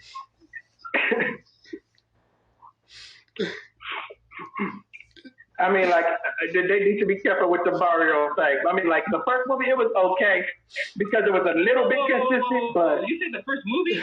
The first Mario movie. Man, you're out of your goddamn mind. It was okay, but it wasn't consistent with the video game to me. It wasn't consistent with the game. I'm sorry, but To me, it wasn't consistent with the game. I'm sorry, but I think they really butchered good. it. Come on, can I say something about that? About the Mario movie? What's up? You know the actor Bill Hader, rest in peace, man, Merrily. The reason why he took the role because for his son, but his son even told him, Dad, I really didn't need. I didn't really want you to do the role. He said I had to get you shoes. I didn't want. His son replied, I don't really need shoes that bad, Dad. Yeah. They're like, he even knew the movie sucked. Hey, you know what? I just hope that the next, if they're planning on doing another one, it needs to be more consistent with the game because the first one wasn't. I think this one, right? The one I'm talking about like is... a long sorry apology from the first one. Because I believe this movie could do right. I'm saying if they ever do a live action movie, I don't know. I don't want to go on top, but I don't know. I think the computer is more better than just the live action. I pray to God that they it would be better. I pray to God that they never make a live action for Mario, because after that movie with John Leguizamo and what's his name, they completely butchered it. But with this new animated movie, I think it looks amazing, and it's really bringing back a lot of nostalgia for me, because every nostalgia, it brings. You can look at the trailer again. You can look pinpoint some things that you think from the games and stuff like that. And I bet when they make a sequel to Mario 2, it's gonna be Super Mario Brothers. It's gonna be somewhere. No, probably. Yeah, I think they're gonna do the Galaxy one. Or are they gonna do the one from the video game? Is that the one where you got that flying tail and shit? Yeah. I like the Galaxy one because it's pretty good. It's cool. I mean, it's pretty fun. I remember my time playing it. Yeah. But I still want to say the classic. I just have to say number 2 is the best, and 3. 1 was okay. It's just that it got me stressed to the core. No, let me tell you something. When it comes to Mario games, you cannot call yourself a true gamer until you played the original pixelated Mario Brothers. Exactly. There we go. Yep. Then you can say you're a gamer. Well, Hey. I played it with when I used to hang out with Devin. He had that one. I played it. It was very, very, very different how it was from the new one. yeah. The one still came out from the 80s. But I still have to say, I do like the color one because it's so much colorful. I'll never forget. I mean, one time when me and my friend went to go see Catwoman. Yes, I know it was the worst movie ever, but we still loved the hell out of it. But still, I like it. Brandon, he found a Game Boy Advance and it had the Super Mario Brothers 3. And God, it was a video. Long talking characters so much. I turned on that Game Boy and started playing. Yeah. Right? You know what? The reason why I say that about being a gamer is because that's one of them games where, like, you gotta have your timing right and everything, because if you about to lose, that is a slow motion loss that you see coming and you get frustrated than a motherfucker. If you miss the jump, you're like, and you see it happen. Exactly. I still got that Sonic game. It's on the mobile game. I got number 1 and 2. Yes. I still can't get. Oh, I can't get through that. What's that? Water town city. Jesus Christ! I still can't get over that ocean. I can't get that music out of my head. I forgot the name of it, but I know exactly what you're talking about. Like I'm picturing it. But I think I am the oddball. You know, the one after Sonic and Knuckles. Was it Sonic and Knuckles or? It has that's number 2. It has Sonic, Knuckles, and Tails. Yeah. Number 1 fun fact. Fun fact. Michael Jackson did the music to the Sonic game. I know. Oh yeah, dude. Guess what? I you know what I also found? I went on Google. It was like 3 a.m. in the morning. I was high as hell and just staying up all night. Yeah. I went on Google and I heard that someone from London or Denmark, they found a lost video of Michael Jackson. He was promoting for the Sega Land, the ride. Yep. It looked so like I looked at the video. It was like, damn, we look so. Oh damn! Yeah. Michael Jackson was giving people instructions about how they put on their seatbelts and everything. It was pretty. It looked pretty fun.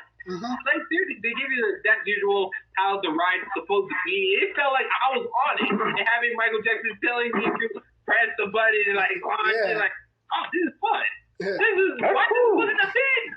Why did it not happen? Oh yeah, because Sega, you know, they're controversial. I think what was they were fighting against with? Was it Nintendo? Was it because it was Sonic and it was Mario? Was it like that? Yeah, it was Mario. Yeah. So like I think they could like do the ride, and they stopped the project and stuff. Yeah. I mean, imagine a Sega Land, like literally the place. Your favorite Sega characters, literally. Yeah. You know, that would have been hell of impressive. Yeah. I know. I maybe will send it on to the group chat when I find it again. Pretty good. You guys gotta see it for yourself sometime. You know, I think I am the only oddball when it comes to Mario games because I never really played the first Mario game. I did play the second one, but it was Mario. I enjoyed the second one so much.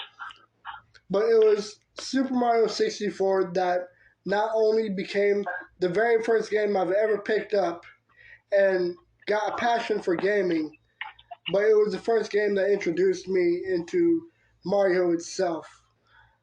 Like, I still remember every sound, every picture. Like, it really, like, gave me a whole new perspective of video games, and it gave me a passion for it, including with more games like with GoldenEye and with Super Smash Brothers. They opened up a lot of passion for video games, and it all started with Super Mario. Okay. Yeah. You know, it's something that got me hooked up on Super Mario Brothers even more when I was a child. Mario Kart 64. Oh yeah. I hate Mario Kart. I always pick Yoshi or Luigi. I don't like Mario Kart. Because I remember my brother and sister, they always been arguing with each other. And they said Luigi and Yoshi are the fastest one. And Brett keeps picking the other, like Bowser and Mario and stuff like that. I just went with my sister on this one because I like it. I love it. I think the saddest thing. All right. I think the saddest thing is just the fact that Super Mario is always trying very hard. Like, he is fucking, like, down to his knees, always trying to just get something from Peach. And it's not even just Peach. It's every fucking female in every Mario game. Oh, come on, you're doing that. You're trying to get that one. Nah. We already know. Dude, Okay. Dude, Mario is. All I can say is this. Dude, Mario will never get some. Like He'll never get some. I know, and the saddest thing is that the least thing he can ever get is just a kiss on the nose or the cheek. Like I guarantee, if I was Mario, I would have gone. I put the name slip back on her face. I said, "Are you kidding me? I went through all this shit." Dude, just that. I mean, could you get a pop on the ass or something, cop a feel or something? Oh, okay, I know that ass is nice, but a fucking hand job would be nice. Do you got any cash? You got $1 million? You can give me or something like that for something like saving your life? I don't know. Yeah. But you give me a ton of nose, I'm gonna give you a smack on the face. Dude, if I was Seriously, don't give me that. Congratulations. Here's your gift. A handshake. How much a goddamn handshake? How much is that dress cost? It looks like it cost $1 million. Here's a cake. I would have just popped her on the ass and smacked her on the face. That was making me wait to do that so damn long. I would have said, you know what? I would have said, give me your stuff. Give me all. Oh, give me all everything. Give me the keys. Get cancel the fine. Go. Get out of here. Go. I ain't going all the way back. I can't put miles all the way here. Hold up real quick. Yeah. Go on. Dude, if I was I would have been like, what the hell? Dude, if I was Mario and I had to go through all the fucking platforms fighting dragons and shit, and if I was Mario, I'd be fucking pissed off completely. Like, the least I would want is a fucking hand job or just lips to balls. That's what I would want from Peach. So fuck that. See, Peach, come on, I have that Daisy. She doesn't do this to Luigi and stuff like that. Nah. She does, doesn't she? I would want Chick to ball. Fucking team. I'm sorry. Fucking team. Dude, I would want will Chick they ever find love? Dude, I would want her chin very close to my balls.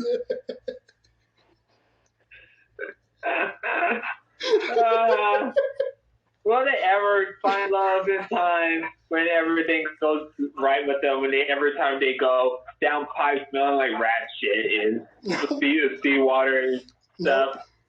I don't think Mario will ever get anything from Peach.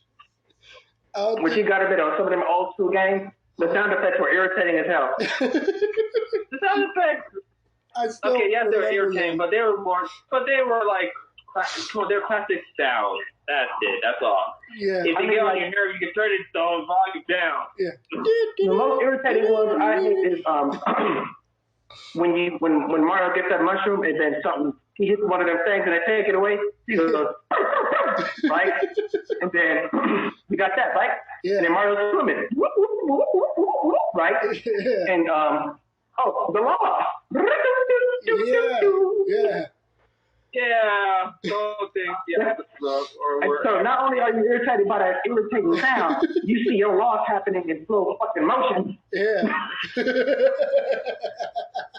That's why I say you ain't a gamer until you learn how to cope with seeing yourself losing slow motion with that irritating ass song. Yeah. Now you got yourself a gamer. If you ain't got PTSD from that shit, you're a gamer. You're right. You know I'm right. That's why you could have said, yeah. I can't defend that. Like, Yeah. I can't defend that. Dude. Like, what's And you know what else is irritating? When Sonic used to lose all his hoops. Yeah. Oh, shit. Dude, that was the worst sound ever. Especially with Sonic, when you fucking get hit, like all the coins that you worked your ass for all get smacked out. That fucking pisses me off. I still get chills every time when I face Dr. Eggman so much. Well, you got PTSD from That it. shit sounds like I get so angry so much. That shit sounds like a fanny pack with a broken zipper full of coins hitting the ground. No, that sounds like all your money just like went down the drain. Like, Just everything flushed down. Let me tell you something. I used to yell and shit at the TV when it happened. I used to yell and shit like I was crazy. Yeah. I did. Every time that shit happened, I was like, get your all the time. Yeah. And my mother would be like, what you doing? Thank you, guys.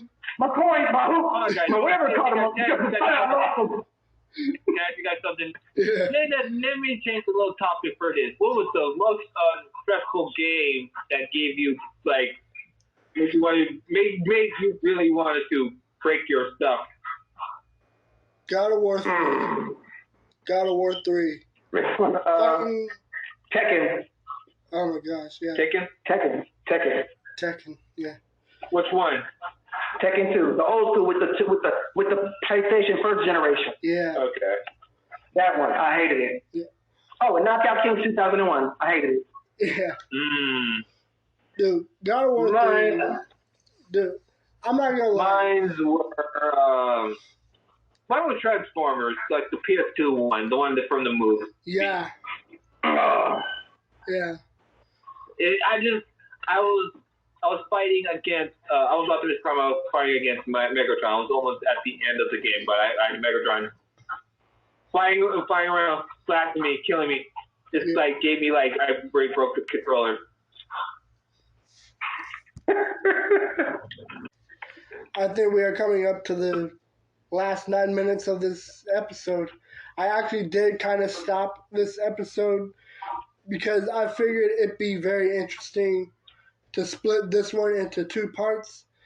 And honestly, I don't want to continue dragging on with like 3 more parts of the same episode because I don't know. I mean, I figured that it'd just be interesting to make this episode long enough to listen to.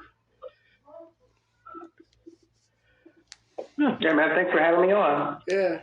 Thank you for having me on here again. Yeah.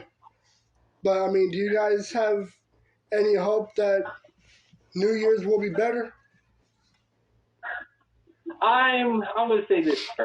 After what happened with everybody, like, so many lost. We really lost so many great people, even comedians and very good. Yeah. Good people, even athletes and long-time celebs and family members and everything. But we can still move forward together and still hope for greatness for next year. I agree with that. If things go right. Yeah. We can make a difference. We can make our choices to spread our positive to everyone. Yeah. Michael? And I'm really hoping everybody in 2023 just be well, be safe, and hold on to your others very dearly. Enjoy every moment. Well, go ahead. This year for me is going to be different because I'm back in contact with my sister on my dad's side. I haven't seen her since I was 5 years old. Mm. And my father died when I was 13, but she looked me up on Facebook and found me. Hmm. So I'm really hopeful, and I feel blessed that now I know my mom and my daddy side of the family, and it makes me feel honored because I found out I'm uncle now. That's awesome. And when it comes to family, my uncle taught me how to protect myself. He taught me martial arts, which is why I'm trying to study to be a bodyguard right now. Yeah. And it's a real interesting feeling to know that I have nieces and nephews that I could pass that kind of knowledge on to. I have a lot of wisdom and experience. It makes me feel good that I can be the kind of uncle that my uncle was to me. Yeah. So it makes me feel blessed, and I feel like we all took it a good lick from this pandemic. So once you're down, there's nowhere else to go but up. Absolutely, amen to that. You're there. That's where I'm at right now. Standing up, dusting myself off, trying to keep it pushing, and show love and respect in regard for human life. Because that's not there no more. Walk by somebody, sincerely smile, say hello to them. You never know. Yeah. There are times when you need a little comfort, and then there's times when somebody around you needs comfort. You don't know. You have to, make sure your spirit's right. Let the universe work through you. We all need each other. Yeah. No matter the variations, no matter the color, we are all the same thing, human. Mm-hmm. And human niceness is fading. And I want to be one of the ones that's just, and as far as I'm concerned, as far as I'm walking this earth, I'm going to do my part to make sure that it doesn't die out. Yeah. For me, I don't really have anything like in particular, like, oh, I'm going to work out, I'm going to watch my diet or anything. I don't really have any of that shit planned out. But I do have one important thing: to give my very best, and also try to be more open, more better, and continue creating content, but also like just everything that I've bottled up, I want to just burn it all out, like every frustrating moment that I've had this year, I just want to flush it all away and approach next year in a more positive and more like in a more better, more healthier way, because I've learned in 2016, 2015 that bottling up all that anger is just going to drive me into self-destruction, which, Diquan, if you remember, I almost completely got arrested for a threat because it was by far the worst Friday when I was in Palmdale High. And all because more stress, more anger was just being bottled up and kept inside instead of just taking a breather. And it was my fuck up and my temper that almost had me locked away because I made a threat. And for that, it almost ruined everything for me. And I completely forgive myself, and I do hope that for the listeners that you do learn to just forgive yourself and try to be better. Try to do better. Yeah, man, because I remember, man, you was quite you had a little temper on you. You wasn't no firecracker. You more like an M80. Yeah, and I must admit, man, from what I've seen, you have come a long way, man. That's good, man. Yeah. And then, I remember you don't bite your tongue. Somebody said some shit. I remember you would say some slick shit right back. Yeah. And everybody, you always say some shit that I have. If anybody was there and you said this shit, if there's anybody there that heard you say it, it will make them go, oh. Yeah. Yeah. You had those words that make people go, ouch, shit. His feelings ain't hurt, my feelings hurt for him, shit. Yeah. So that's good, man. I encourage you to be that way. Keep doing that, man. It's good for you. You know me, man. Yeah. I get the kind of temper when I get mad, I get physically sick. Yeah. I had a mini stroke in high school. Something pissed me off. Yeah. So you don't want to be like that, man. Check it while you still. Yeah. And that's what I want to do with this podcast is I want to continue doing what I'm good at, and that's speaking. And I want to use it in the best way. And I actually do hope that all three of us can continue on this journey and probably have more amazing content in the future, I have no idea what next year will bring, but I do plan to just give my very best. That's all we can do, man. That's all we can do. Yeah. Really true. Yeah. Other than that, guys, I hope y'all enjoy your New Year's Eve. We love you guys. Thank you for listening. Thank you, man. Y'all have a good one. Thank you for having me on. Absolutely. Thank you, man. brother. And God Michael. bless you. Yeah. And again, Michael. Nice meeting you, man. Yours too. Yeah. And again, Michael, if you're ever down to show up in more episodes, just let us know, man. Always happy to have more people. All right, man. Up. All right, man. I'll let you know when my work down schedule with is. what? Yeah. All right. What you saying, bro? I said I'm down with whatever day. Yeah. But one thing I'm not going to be down for is being ass to mouth. I'm not up for that.